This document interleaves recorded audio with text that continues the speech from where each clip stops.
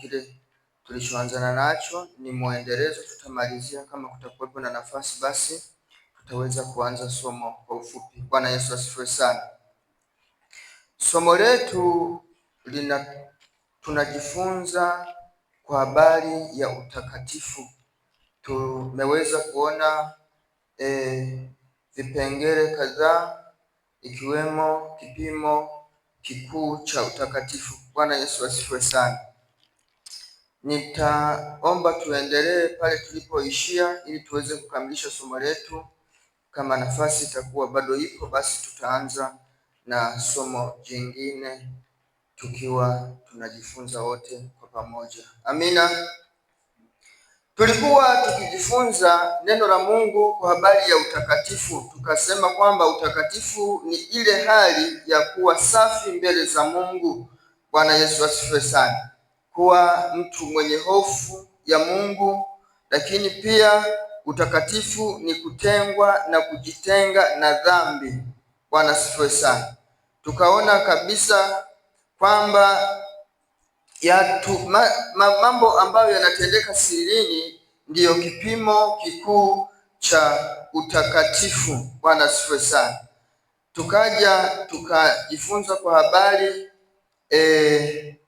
ya nyakati. Tukaona kwamba hata zamani watu waliotutangulia haya mambo walikuwa wakikutana nayo, hizi changamoto walikuwa wakikutana nazo. Bwana Yesu asifiwe sana. Mwisho kabisa tukaona kwamba mwanadamu huwa ni mtu wa kujidanganya kifikiri kwamba Mungu ni kama mwanadamu. Maana yake Mungu ana mawazo kama ya mwanadamu, ikiwa sivyo ilivyo. Bwana Yesu asifiwe sana. Haleluya. Kwa hiyo tukaona kwamba ni makosa makubwa ya kumficha Bwana chochote, kwa sababu Bwana yeye ni Mungu anayeona mahali pote, hata mambo yote yanayofanyika sirini, ndani ya moyo, yale mtu anayokuwa akiyafikiria, akiyawaza, Mungu anakuwa anajua huyu mtu anawaza mambo gani. Bwana Yesu asifiwe sana. Leo tuangalie kipengele cha C ambacho kinasema nini cha kufanya. Bwana Yesu asifiwe sana. Jambo la kufanya, kitu cha kufanya. Tutakwenda kujifunza kwa mtu mmoja ambaye anaitwa Daudi. Daudi ni mtu mmoja naye ambaye tunakwenda kujifunza kutoka kwake, tukisoma katika kile kitabu cha Zaburi ile sura ya 139. Zaburi 139 tunakwenda kujifunza kwa mtu huyu. Neno la Mungu linasema 139 Zaburi, ule mstari wa 10, ule mstari wa 7. Nasoma kama ilivyoandikwa. Neno la Mungu linasema mstari wa 7, niende wapi nijiepushe na roho yako? Niende wapi niukimbie uso wako? Kama ningepanda mbinguni, wewe uko. Ningefanya kuzimu kitanda changu, wewe uko. Ningezitwaa mbawa za asubuhi na kukaa pande za mwisho za bahari, huko nako mkono wako utaniongoza, na mkono wako wa kuume utanishika. Mstari wa 11, kama nikisema hakika giza litanifunika, na nuru inizungukayo ingekuwa usiku. Giza nalo halikufichi kitu, bali usiku huangaza kama mchana. Giza na mwanga kwako ni sawasawa. Bwana Yesu asifiwe sana. Haya ni maombi Daudi alikuwa akisema kwamba hakuna mahali popote ambapo ninaweza kwenda kwa ajili ya kujificha uso wa Bwana. Hakuna mahali popote mtu anapoweza kwenda ili ajifiche uso wa Bwana. Uso wa Bwana uko mahali popote. Mungu anaona. Bwana Yesu asifiwe sana. Haleluya. Kwa hiyo mtu anapaswa kuwa na hofu kama ya Daudi. Daudi anachunguza akasema, ningalikuwa na mabawa nikaenda huko juu, huko unakoishi ni wewe, ningeenda kuzimu nikapafanya kuwa kitanda changu, mkono wako huko unafika, ningeenda wapi? Bwana Yesu asifiwe sana. Kwa hiyo tunaona kwamba mwanadamu anachopaswa kukifanya ni kuwa na hofu ya Mungu, akijua kwamba Mungu ni Mungu ambaye anaona na anajua kila kitu. Bwana Yesu asifiwe sana. Mithali ile 28, Mithali 28 ule mstari wa 14. Mithali 28 mstari wa 14. Bwana asifiwe sana. Kwa hiyo tunaona kwamba kinachopaswa mtu ni kuwa na hofu ya Mungu, ukijua kwamba Mungu anajua na anaona kila mahali. Bwana asifiwe sana. Mithali 28 mstari wa 14, neno la Mungu linasemaje? Neno la Mungu linasema,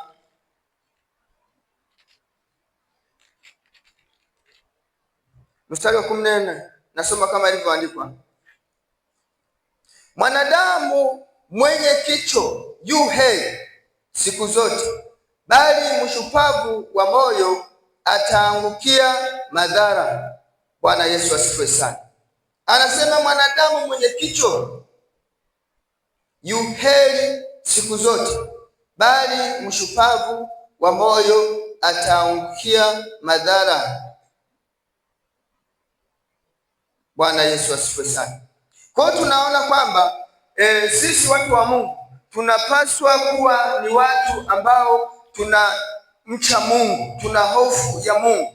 Bwana asifiwe sana. Tusiwe watu wa kushupaza mashingo. Unapokuwa unashauriwa, unapokuwa unapata ushauri aidha kutoka kwa watumishi wa Mungu, aidha Mungu anasema na wewe kupitia moyo wako, unapaswa kutii. Bwana Yesu asifiwe sana.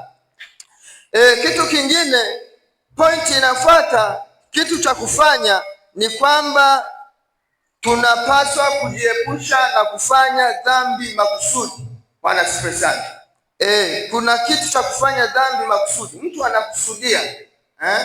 anakusudia kutenda dhambi makusudi mazima. Bwana asifiwe sana. Kwa hiyo anakuwa ni mtu anafanya vitu makusudi, wala hana cha kuogopa. Sio vizuri watu wa Mungu. Ikitokea umetenda dhambi, basi ujilaumu, uone, ujute, useme najutia hiki kitu nilichokifanya.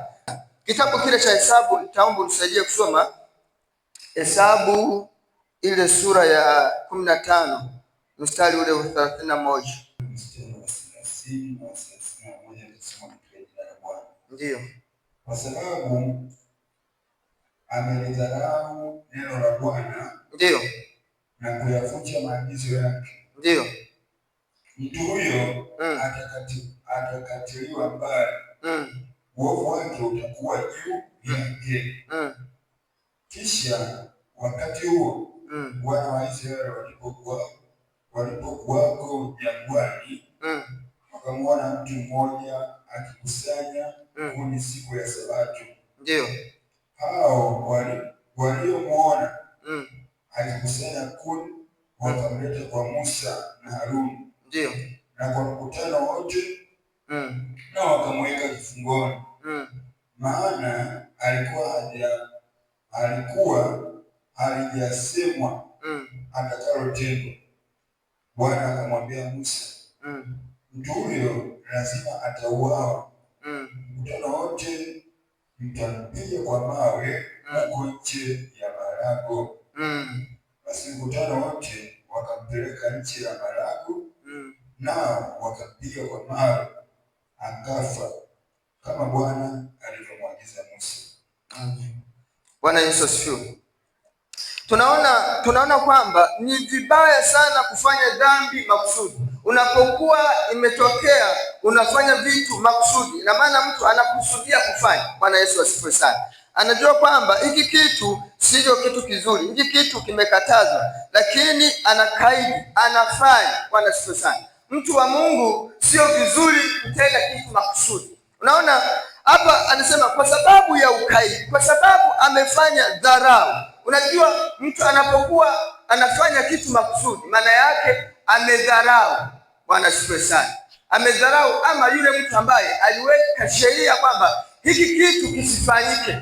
Bwana Yesu asifiwe sana. Anasema mimi kwa sababu ni mimi, au kwa sababu ni yule nitafanya, yule hawezi kunifanya lolote. Bwana Yesu asifiwe sana. Kwa hiyo tunajikuta kwamba watu wa Mungu tunakosea, tunafika mahali tunamdharau Mungu. Bwana asifiwe sana. Tunadharau uwezo wa Mungu, tunaona kwamba Mungu hawezi, lakini ni kweli. Bwana asifiwe sana. Kwa hiyo mtu anapokuwa anafanya dhambi makusudi, maana yake anachukua na kifanya, anamdharau Mungu hadharani. Bwana Yesu asifiwe sana. Haleluya. Ni sawa na mwanao umkataze kitu, mwambie mwanangu, hiki kitu usifanye. Bwana Yesu asifiwe sana. Halafu nakwambia baba, mimi ninafanya, wewe unifanyi lolote. Haleluya. Bwana Yesu asifiwe sana. Mimi ninafanya, tena hapo hapo unaona anafanya, anaharibu vitu. Wewe kama baba, kama Mungu hajakusaidia, unaweza kujikuta umefanya kitu kibaya, umemwadhibu kupita kiasi. Bwana Yesu asifiwe sana. Kwa sababu hutaki dharau. Kwa nini mwanangu anidharau? Hizi ni dharau. Bwana Yesu asifiwe sana. Kwa hiyo watu wa Mungu tunapokuwa tukitenda dhambi makusudi, maana yake tunafanya dharau, tunamdharau Mungu. Na Mungu yuko sio kwamba hawezi kufanya chochote, anaweza akakifanya chochote na kwa muda wote. Kwa hiyo Daudi alipokuwa akasema kwamba anaomba Mungu, akasema Mungu nikimbilie wapi mahali ambapo wewe huwezi kuniona? Nikimbilie wapi mahali ambapo wewe mkono wako huwezi kufika? Bwana Yesu asifiwe sana. Kwa hiyo tunaona kwamba sio vizuri kufanya dhambi kwa makusudi. Watu wa Mungu tunapaswa kujilinda na hilo. Bwana Yesu asifiwe sana. Kile kitabu cha Waebrania ile sura ya 10 mstari wa 26. Maana kama nikifanya dhambi kusudi baada ya kupokea ujuzi wa ile kweli, haibaki tena dhabihu kwa ajili ya dhambi, bali kuna kuitazamia hukumu yenye kutisha na ukali wa moto ulio tayari kuwala wao wapingao. Bwana Yesu asifiwe sana. Haleluya. Mstari wa ule wa 28. Mtu aliyeidharau sheria ya Musa hufa pasipo huruma kwa neno la mashahidi wawili au watatu.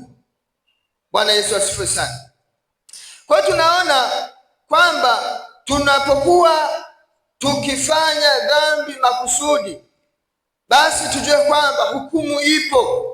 Bwana Yesu asifiwe sana. Hukumu ipo kwa mtu anayefanya dhambi makusudi, kama tulivyotoka kusema kwamba mtu anayefanya dhambi makusudi anamdharau Mungu. Bwana Yesu asifiwe sana. Haleluya, watu wa Mungu. Haleluya. Kwa tunaona kitu cha kufanya ni kujiepusha na dhambi za makusudi. Mtu asikusudie kufanya makosa. Bwana Yesu asifiwe sana. Ikitokea mtu amefanya makosa, mtu wa Mungu lazima anajuta. Anajutia kufanya kile kitendo, anajutia kufanya lile kosa. Inafika mahali analia machozi, analia. Bwana asifiwe sana. Na Mungu anaona kweli hakika shetani amemteka. Bwana Yesu asifiwe sana. Lakini mtu akitenda dhambi anakuwa hana hukumu ndani ya moyo wake. Kwa sababu amefanya makusudi. Sasa hiyo ni hatari kwa maisha ya Mkristo. Bwana Yesu asifiwe sana. Haleluya, watu wa Mungu. Amina. Kitu kingine cha kufanya ni kuungama na kutubu mbele za Bwana. Kuungama na kutubu mbele za Bwana. Maana yake kukiri makosa. Bwana sifiwe. Nitaomba utakwenda kunisaidia kusoma katika kile kitabu cha Mithali 28 mstari wa ule wa 13. Inasema, afichaye dhambi zake hatafanikiwa, bali yeye aziungamaye na kuziacha atapata rehema. Bwana asifiwe sana. Haleluya. Mwanadamu mwenye kicho yu heri siku zote, bali mshupavu wa moyo ataangukia madhara. Ni hili, tupo kwenye lile neno kwamba inapaswa mtu awe ni mtu wa kutubu na kuungama dhambi. Bwana Yesu asifiwe sana. Haleluya. Kwa unaona kwamba mtu anayeficha dhambi zake hatafanikiwa, bali yeye aziungamaye na kuziacha atapata rehema. Bwana Yesu asifiwe sana. Kwa tunaona kwamba mtu anapoungama dhambi, anapotubu dhambi zake, anapokuwa muwazi, anapoyatoa yale ya moyoni akayaweka hadharani na kumwomba Mungu Baba msamaha, Mungu naye anamsamehe. Bwana Yesu asifiwe sana. Haleluya, watu wa Mungu. Kwa hiyo tunaona kwamba ikifika mtu wa Mungu amedondokea kwenye dhambi, lazima kama ana roho wa Bwana ndani yake, ifike mahali anajutia kila alichokifanya na kuungama na kwenda kutubu mbele za Bwana. Bwana Yesu asifiwe sana. Bwana anafurahishwa na mtu kama huyo. Bwana Yesu asifiwe sana. Haleluya. Hiki nacho ni kitu mojawapo ya kumweka mtu kuwa mtakatifu. Unapokuwa ni mtu wa kuungama dhambi, wa kutubu. Bwana asifiwe sana. Usiye kuwa ni mtu wa kuweka vitu ndani yako, unaweka vitu ndani yako, uficha vitu ambavyo ni dhambi. Bwana asifiwe sana. Katika dunia hii Yesu alisema kwamba siwaombei kwamba watoe, lakini naomba walindie hapa. Alijua kwamba hapa kuna mambo mengi. Bwana asifiwe sana. Kuna uchafu, lakini pamoja na hayo ni kutubu na kuungama dhambi. Bwana Yesu asifiwe. Hakuna kitu kingine kinachoweka mtakatifu kuwa safi. Bwana asifiwe sana. Waraka wa Paulo kwa Petro 3 mstari wa 9. 3 mstari wa 9 tunasema katika jina la Bwana. Ndio. Bwana akawili kuitimiza ahadi yake, kama wengine wanavyodhani kukawia. Ndio. Bali huvumilia kweli, maana hapendi mtu yoyote apotee, bali wote wafikirie toba. Haleluya. Bwana Yesu asifiwe sana. Sio kwamba tunapofikiri kwamba Mungu anachelewa kufikisha yale maagano, zile ahadi, lakini sasa anaangalia, anaona watu wa Mungu wamekalia mambo ambayo yapo ndani yao, ndani ya mioyo yao, anafikiria. Bwana asifiwe sana. Kwa hiyo anafanya kama vile anachelewa, lakini lengo lake ni kwamba watu wote watubu. Bwana asifiwe sana. Anakuwa anapenda kwamba watu wote wangeungama dhambi zao. Haleluya. Wangeungama dhambi zao, wangetubu, ndipo nikatimiza ahadi yangu kwa watu wangu. Bwana asifiwe sana. Anaangalia, sasa nikitimiza ahadi, mbona watu wengi na wakosa? Haleluya. Bwana asifiwe sana. Ndio maana watu wa Mungu wengi sana wanachelewesha agano kwa sababu ya kutokuungama na kutubu dhambi zao. Na kwa upendo wa Mungu anaupenda mwanadamu, anaangalia nikitimiza ile ahadi, kuna wengi watakosa. Kwa hiyo tumesikia kwamba anavumilia ili angalie kama watu wanaweza wakafaidi. Bwana asifiwe sana. Bwana Yesu asifiwe sana. Kwa watu wa Mungu tuwe na tabia ya kuungama dhambi. Haijalishi umefanya dhambi gani. Bwana asifiwe sana. Haleluya. Bwana asifiwe sana. Hii ni tabia ya watu wa Mungu. Unapokuwa ndani yako kuna vitu havijaenda sawa, ni vizuri, wala hata usiogope kuchekwa, wengine wanaogopa, nikiungama hizi sana. Hapana, lakini mwambie Mungu. Bwana asifiwe sana. Mimi nakuaga naangalia kule kijijini kwetu kule zamani. Sasa hivi wengi wameshabadilisha. Zamani ukienda kutubu ulikuwa unamwambia mwalimu au mchungaji, unakwenda pale mbele, umefanya dhambi, unachuchumaa, unasubiri, anakuja, unamwambia Mungu anisamehe jana, nilikorofishana jana, nilizini jana. Sasa unamwambia, hapo anakupa ushauri. Bwana asifiwe sana.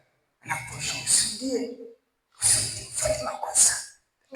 Mungu fanya nini? Kama anapoongozwa na Roho Mtakatifu. Bwana Yesu asifiwe sana. Haleluya. Usirudie, anakupa ushauri, hapo anakuombea. Unasimama hapo, unasikia upungufu. Wewe una moyo wako una furaha kwa sababu umeungama dhambi, umetubu. Bwana Yesu asifiwe sana. Mimi nawaambia, nikasema watu wa mjini tuna bahati, huku naungama dhambi hata bila kumwambia mwanadamu mwenzako. Lakini watu wanakaa nazo, wanakwenda njoo uombewe, mpaka hubiri na mate yaishe. Watu hawataki. Bwana asifiwe sana. Bwana Yesu asifiwe sana. Watu wa mjini wangepata tabu, wangeokokea huko vijijini kama wanaogopa kuungama dhambi. Bwana Yesu asifiwe sana. Kwa hiyo tunaona kwamba kuungama na kutubu mbele za Bwana, mtu wa Mungu lazima awe na hiyo tabia. Bwana asifiwe sana, ya kukiri makosa na kuungama. Bwana asifiwe. Haleluya. Bwana Yesu asifiwe sana. Tuangalie kanuni zinazomwongoza mtu wa Mungu kuishi maisha matakatifu. Bwana asifiwe sana. Baadhi ya mambo ambayo yanatuongoza ili tufanikishe kuishi maisha matakatifu. Bwana asifiwe sana. Ni maswali ya kujiuliza kabla ya kufanya jambo lolote. Maana yake kabla ya kutenda jambo, kabla ya kusema, kabla ya kufanya, kuna maswali unapaswa kujiuliza. Bwana asifiwe sana. Haleluya. Maswali ambayo tunapaswa kujiuliza kabla ya kufanya lolote. Lazima ujiulize mara mbili. Kwa hiyo tuangalie kitu gani tunapaswa kukifanya, kujiuliza kabla ya kutenda jambo lolote. Bwana Yesu asifiwe sana. Je, kitu cha kwanza unapaswa kujiuliza kwamba kama Yesu angekuwa katika mwili pamoja nami, ningefanya hili. Bwana asifiwe sana. Kitu unachopaswa kujiuliza kwanza, kama Yesu angekuwa pamoja na mimi, ningefanya hili jambo. Bwana Yesu asifiwe. Hicho ni kitu cha kwanza. Angekubali mimi nifanye, angekubali mimi niseme hivi, angekubali nifanye hili, hiki kitendo. Bwana Yesu asifiwe sana. Katika kitabu kile cha Yohana Mtakatifu, ile sura ya 17 mstari wa 14. Yohana Mtakatifu sura ya 7 mstari ule wa 14. Ya 17 mstari wa 14, neno la Mungu linasema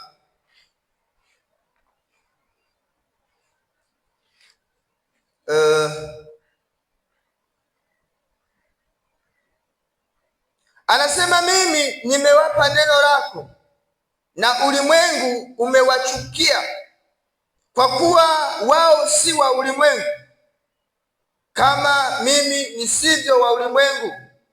mimi siombi kwamba uwatoe katika ulimwengu huu, bali uwalinde na yule mwovu. 16. Wao si wa ulimwengu kama mimi nisivyo wa ulimwengu. Uwatakase kwa ile kweli, neno lako ndiyo kweli.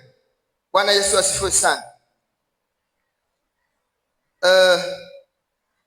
Kitu unachopaswa kujiuliza na kujua, kwanza ujue kwamba wewe sio wa ulimwengu. Sisi sio watu wa ulimwengu. Bwana asifiwe sana. Tuko hapa ulimwenguni, lakini sisi sio wa ulimwengu. Sisi ni wapitaji. Bwana asifiwe sana. Kwa hiyo hapa Yesu alikuwa akisema ili watu wajue kwamba sio wa ulimwengu.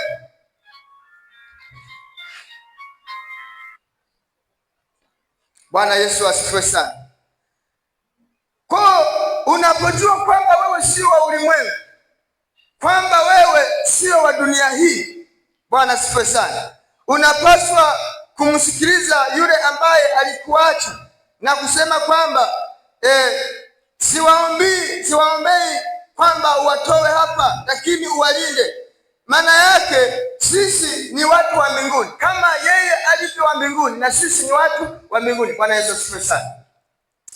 Kwa hiyo tunaona kwamba tunapokuwa tukifanya, tujue kwamba hiki tunachokuwa tunakifanya, Yesu angekuwa pamoja nasi katika mwili huu, angekubali, angeruhusu, angenikubalia niongee, niseme, nifanye kitendo hichi. Bwana asifiwe sana. Kwa hiyo tunapaswa kujua kwamba sisi ni watu wa mbinguni, sio wa ulimwengu. Bwana asifiwe sana.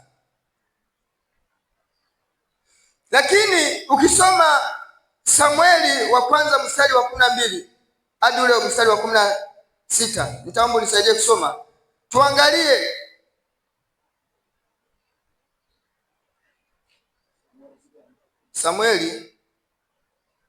Danieli sura ya kwanza mstari wa 12 hadi ule mstari wa 16. Kitu cha pili, ina maana unaangalia kitu hicho unachotaka kukifanya, hata kama labda unashinikizwa au unaambiwa na mtu, unaangalia hiki kitu ni kitu cha kukuza imani. Bwana asifiwe sana. Unaangalia hili jambo ni jambo ambalo litakuza imani. Danieli, kitabu cha Danieli ile sura ya kwanza mstari wa 12.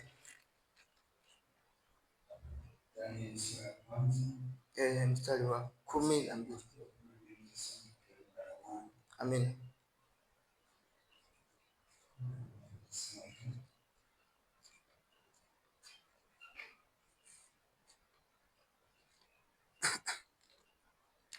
Nasema tafadhali utujaribu sisi watumishi wako muda wa siku 10. Ndio. Na watupe mtama tule na maji tunywe. Kisha nyuso zetu zitazama mbele yako. Na nyuso za wale vijana wanaokula chakula cha mfalme. Ukatutendee sisi watumishi wako kadri ya utakavyoona. Basi akawasikiliza katika jambo hilo. Ndio. Akawajaribu siku 10. Hata mwisho wa zile siku 10 nyuso zao zilikuwa nzuri zaidi, na miili yao ilikuwa imenenepa zaidi kuliko wale vijana wote waliokula chakula cha mfalme.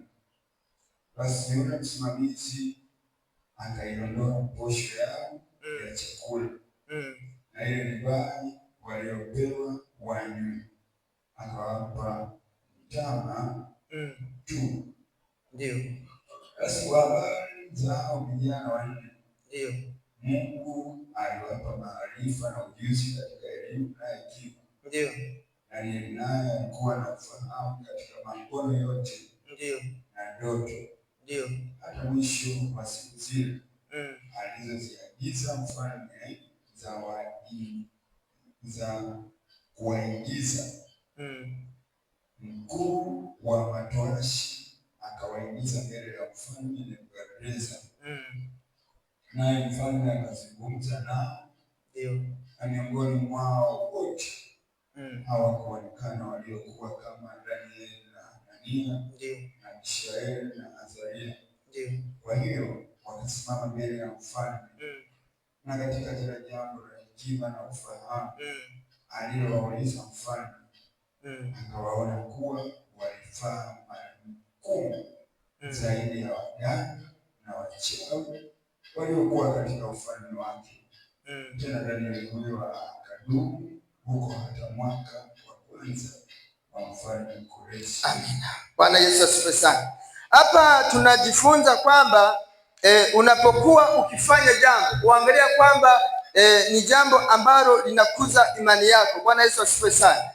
Mnakumbuka vijana hawa walipokuwa katika nchi ile ya utumwa. Bwana Yesu asifiwe sana. Mfalme ule mfalme akamwagiza mkuu wa matowashi kwamba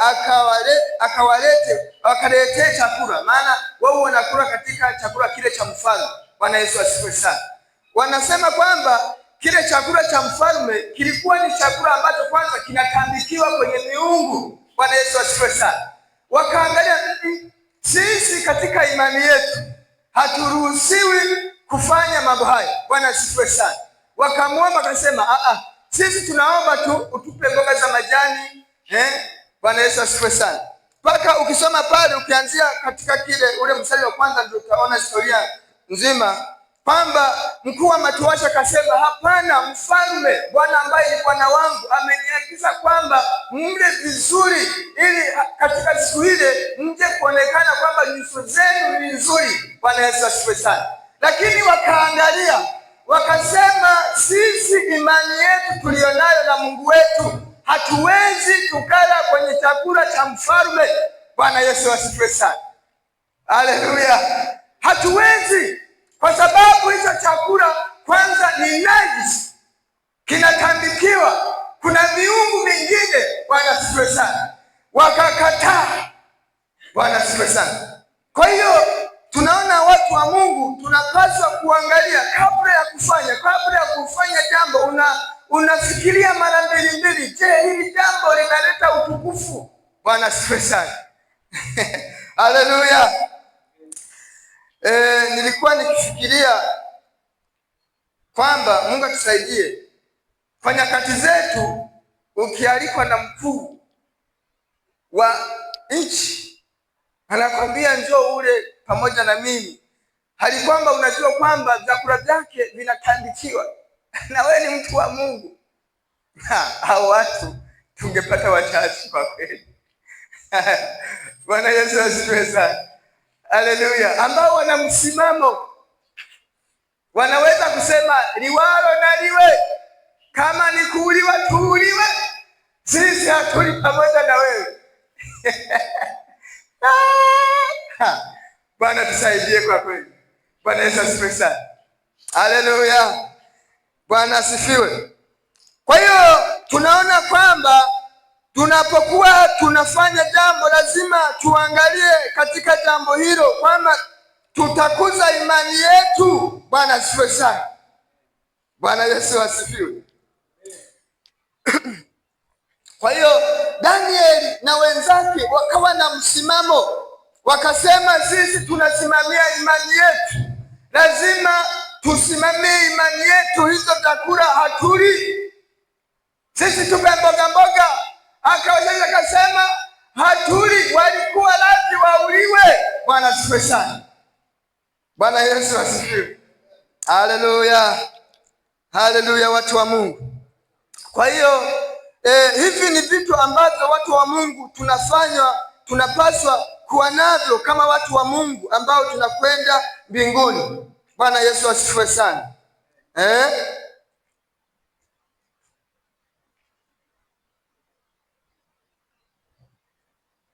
Bwana asifiwe sana. Nisomee kitabu kile cha Warumi sura ya 14 mstari wa 21. Kitabu cha Warumi sura ya 14 ule mstari wa 21. Ni vyema kutokula nyama wala kunywa divai, wala kutenda neno lolote ambalo kwa hilo ndugu yako hukwazwa. Ile imani ulionayo uwe nayo nafsini mwako mbele za Mungu. Ndio. Yaani mtu yule asiyejihukumu nafsi yake katika neno lile analolikubali. Ndio. Lakini aliye na shaka, ndio, kama akila anahukumiwa kuwa ana hatia, kwa maana hakula kwa imani. Ndio. Na kila tendo lisilotoka katika imani ni dhambi. Ndio. Haleluya. Bwana asifiwe sana. Paulo akiwa anawaambia Warumi kwamba ni vyema kutokula nyama wala kunywa divai wala kutenda neno lolote ambalo kwa hilo ndugu yako hukwazwa. Bwana asifiwe sana. Ambalo kwa hilo ndugu yako hukwazwa. Kwa watu wa Mungu, kuna vitu vidogo vidogo ambavyo tunapaswa kujiuliza mara mbili. Maana yake kama ni kila nyama mbele zako wewe unakwazika. Bwana asifiwe sana. Kwa ni kila nyama mbele za mtu, ndugu yangu ama mtu mwingine anakwazika. Huu ni mfano. Kuna vitu vingi sana. Bwana asifiwe sana. Kama nikifanya hivi watu wengine wanakwazika. Hata kama hicho kitu kinaonekana kwamba kilikuwa ni sahihi, kwa sababu kinawakwaza wengine, napaswa kukiacha. Bwana Yesu asifiwe sana. Napaswa kukiacha bila kusema hii ni dhambi. Sio dhambi, lakini wengine wanafanyaje? Wanakwazika. Kama watu wa Mungu unaacha. Yaani watu wa Mungu tunapaswa watu nisemeje? Unaacha. Bwana Yesu asifiwe sana. Hivi vitu vidogo vidogo. Bwana Yesu asifiwe sana. Unaacha. Ndugu yako anakwazika kwa sababu umefanya kitu ambacho wewe unaona kwamba hiki kitu hakuna dhambi yoyote kabisa, lakini kwa sababu tayari kimeshamkwaza, unapaswa kuacha. Bwana Yesu asifiwe sana. Sasa kuacha kitu ambacho unajua sio dhambi inahitaji moyo wa unyenyekevu wa hali ya juu. Kuacha basi. Bwana Yesu asifiwe sana. Kwa hiyo tunapaswa kujua kwamba katika hii safari yetu tunapaswa kujua hivi vitu vidogo vidogo ambavyo vinakuwa ni sababu ya kumtukuza Bwana hata kwa watu wote wengine. Bwana Yesu asifiwe sana. Haleluya, watu wa Mungu. Akasema ile imani ulionayo uwe nayo nafsini mwako mbele za Mungu. Heri mtu yule asiyejihukumu nafsi yake katika neno lile analolikubali. Bwana asifiwe sana. Lakini aliye na shaka, kama akila amehukumiwa kuwa ana hatia, kwa maana hakula kwa imani. Na kila tendo lisilotoka katika imani ni dhambi. Bwana Yesu asifiwe sana. Kwa hiyo tunapaswa kufanya vile ambavyo vitakuza imani yetu, ambavyo havitaitia kasoro imani yetu. Bwana Yesu asifiwe sana. Haleluya, watu wa Mungu. Kwa hiyo tunapaswa kufanya hivyo. Haleluya.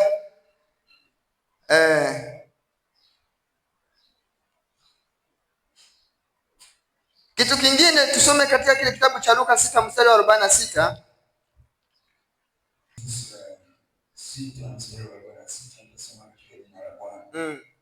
Na kwa nini mnaniita Bwana Bwana, ndio, lakini hamyatendi nisemayo? Kila mtu ajaye kwangu ndio na kuyasikia maneno yangu na kuyatenda, nitaonyesha mfano wake. Mfano wake ni mtu ajengaye nyumba na kuchimba chini sana na kuweka msingi juu ya mwamba, na kulipokuja gharika, mto ulishukia nyumba ile kwa nguvu, usiweze kuitikisa, kwa kuwa imejengwa vizuri. Lakini yule aliyesikia ila hakutenda, mfano wake ni mtu aliyejenga nyumba juu ya ardhi, pasipokuwa na msingi. Mto ukashukia kwa nguvu, ikaanguka maji, na maangamizi yake nyumba ile yakawa makubwa. Amina. Bwana Yesu asifiwe sana. Hapa ni kitu ambacho kinaharibu ushuhuda. Tunapaswa kujilinda na vitu ambavyo vinaharibu nini? Ushuhuda. Bwana Yesu asifiwe sana. Hapa alitumia mfano wa nyumba, lakini mimi niliona kwamba ni wokovu. Bwana asifiwe sana. Wokovu tulionao tunapaswa kuulinda kwa matendo ambayo tunayafanya. Bwana Yesu asifiwe sana. Alianza na kusema kwamba, na kwa nini mnaniita Bwana Bwana, walakini hamyatendi nisemayo? Kila mtu ajaye kwangu na kuyasikia maneno yangu na kuyatenda, nitawaonyesha mfano wake. Mfano wake ni mtu ajengaye nyumba na kuchimba chini sana na kuweka msingi juu ya mwamba, na kulipokuja gharika, mto uliishukia nyumba ile kwa nguvu, usiweze kutikisika, kwa kuwa imejengwa vizuri. Bwana Yesu asifiwe sana. Kwa alitoa mifano ya watu wawili, mmoja aliyechimba msingi chini, akaanza msingi chini, akajenga nyumba yake kwenye msingi ulio bora. Bwana Yesu asifiwe sana. Na mwingine na mwingine alisikia ila kuyatenda. Mfano wake ni mtu aliyejenga nyumba juu ya ardhi pasipo na msingi. Mto ukaishukia kwa nguvu, ikaanguka mara, na maangamizi yake yakawa makubwa. Bwana Yesu asifiwe sana. Kwa hiyo tunaona kwamba sisi watu wa Mungu tunapaswa kumuita Bwana, tukijua hali kwamba wokovu tulionao tunapaswa kuulinda katika misingi ya imani iliyo bora. Na misingi ya imani ni hivi vitu vidogo vidogo. Bwana Yesu asifiwe sana. Hivi vitu vidogo vidogo ambavyo tunakuwa tukivifanya, lazima tuwe na tabia ya kufikiria mara mbili kwamba, je, hiki kitu kinakuza imani yangu? Bwana Yesu asifiwe sana. Kwa ushuhuda wetu wa wokovu wetu tunapaswa kupigania katika vitu ambavyo tunavifanya. Imani yetu lazima tuilinde, tuiwekee msingi ulio bora, msingi imara katika vitu hivi vidogo vidogo. Bwana asifiwe sana. Bwana Yesu asifiwe. Nitakwenda tumalizie pale ile nani ya mwisho, kwamba unapokuwa unafanya kitu chochote kinachofanya watu wapate ushuhuda. Bwana asifiwe sana. Hebu nitaomba usome kitabu kile cha Wakorintho sura ya 3 mstari wa 16. Sura ya 3 mstari wa 16. Tusome katika jina la Bwana. Hamjui ya kuwa ninyi mmekuwa hekalu la Mungu, na ya kuwa Roho wa Mungu anakaa ndani yenu? Kama mtu akiliharibu hekalu la Mungu, Mungu atamharibu mtu huyo. Kwa maana hekalu la Mungu ni takatifu, ambalo ndilo ninyi. Mtu asijidanganye mwenyewe. Kama mtu akijiona kuwa mwenye hekima miongoni mwenu katika dunia hii, na awe mpumbavu, ili apate kuwa mwenye hekima. Maana hekima ya dunia hii ni upuuzi mbele za Mungu. Kwa maana imeandikwa, yeye ndiye awanasaye wenye hekima katika hila yao. Na tena Bwana anayafahamu mawazo ya wenye hekima, ya kwamba ni ubatili. Basi mtu yoyote na asijisifie wanadamu, kwa maana vyote ni vyenu, kwamba ni Paulo au Apolo au Kefa au dunia au uzima au mauti au vile vilivyopo sasa au vile vitakavyokuwapo, vyote ni vyenu, nanyi ni wa Kristo, na Kristo ni wa Mungu. Amen. Ngoja nisome na hii 6 mstari wa 13 ili tukiongea tuwe tumemaliza, tutoe nafasi kwa maoni. 6 hiyo Korinto wa kwanza 6:19 anasema, au hamjui ya kuwa mwili wenu ni hekalu la Roho Mtakatifu aliye ndani yenu, mliyepewa na Mungu, wala ninyi si mali yenu wenyewe, maana mlinunuliwa kwa thamani. Sasa basi mtukuzeni Mungu katika miili yenu. Bwana asifiwe sana. Haleluya, watu wa Mungu. Anazungumza kwa habari ya mwili, kwamba mwili ni hekalu. Hii miili yetu tuliyopewa na Bwana ni miili ambayo imekombolewa kwa thamani kubwa. Maana yake tusifanyie mambo ambayo sio mazuri. Tujue kwamba mwili wetu ni hekalu la Roho Mtakatifu aliye ndani yetu. Bwana asifiwe sana. Tuliyepewa na Mungu, wala sisi si mali yetu wenyewe. Hii mili yetu ni mali ya Bwana. Bwana asifiwe sana. Amewekeza ndani yetu Roho Mtakatifu. Bwana Yesu asifiwe sana. Kwa hiyo tunapokuwa tukifanya kitu chochote, tujue kwamba hii mili yetu siyo mali yetu, imekombolewa kwa damu ya Yesu Kristo. Kwa maana hiyo sasa siyo mali yetu. Bwana Yesu asifiwe sana. Kwa hiyo tunapaswa kuitumia katika kumtukuza Mungu. Tunapaswa kuitumia katika kumtukuza Mungu. Tusiharibu miili yetu. Tujue kwamba ni mali ya Bwana. Bwana Yesu asifiwe sana. Somo letu ambalo tulianza limeishia hapa. Ni somo lile tulioanza la utukufu, utakatifu. Tulikuwa